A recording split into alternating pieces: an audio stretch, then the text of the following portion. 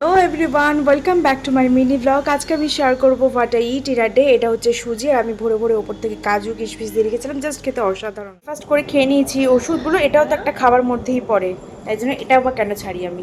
আজকে লাঞ্চ হচ্ছে এই ডাল, মাছ ভাজা, আলু সেদ্ধ আর ভাত। এই হচ্ছে আজকে আমার কমপ্লিটলি লাঞ্চ থালি। তোমাদের কার কার এরকম কম্বিনেশন ভালো লাগে আমাকে প্লিজ কমেন্টস করে লিখে জানিও, ওকে? আফটার লাঞ্চ মা আর আমি মিলে দুজনের শেয়ারে এই গোটা একটা আপেল খেয়ে নিয়েছি।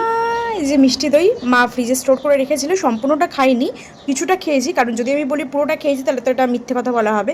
কিছুটা খেয়ে বাকিটা স্টোর করে রেখে দিয়েছি। আমি দুপুরে মিষ্টি দই খাই, আর তোমরা আমার মিনি ব্লগটা এনজয় করো। খাওয়ার পর মনটা একটু মিষ্টি মিষ্টি করছিল, কারণ আমি মিষ্টি খেতে ভীষণ ভালোবাসি। আই লাভ মিষ্টি দই। দেখো কি সুন্দর মিষ্টি একটা ওয়েদার। সন্ধ্যেবেলার দিকে অর্ডার করে নিয়েছিলাম এই ওয়াও মোমোটা। এখানে একটা প্যাক মানে কম্বো ছিল, যেখানে হচ্ছে মোমো তো থাকবেই, আর তার সাথে দুটো বার্গার আর একটা পেপসি ছিল। দুটোই খুব ভালো খেতে ছিল, কিন্তু মোমোটা সবটা শেষ করেছি, কিন্তু চাটনিটাতে প্রচণ্ড ঝাল ছিল বলে ভেতরে থাকা ওই যে সেই তোমার বার্গারের ভেতরে যে মোমোগুলো ছিল সেগুলো খেয়ে নিয়েছি, বাকি আর খাইনি পাউরুটিগুলো। তারপরে একটু আইসক্রিম খেয়ে নিয়েছিলাম, স্ট্রবেরি ভ্যানিলা আইসক্রিম, এটাও দুর্দান্ত ভালো ছিল। আর মেয়েরা স্ট্রবেরি খেতে ভীষণ ভালোবাসে।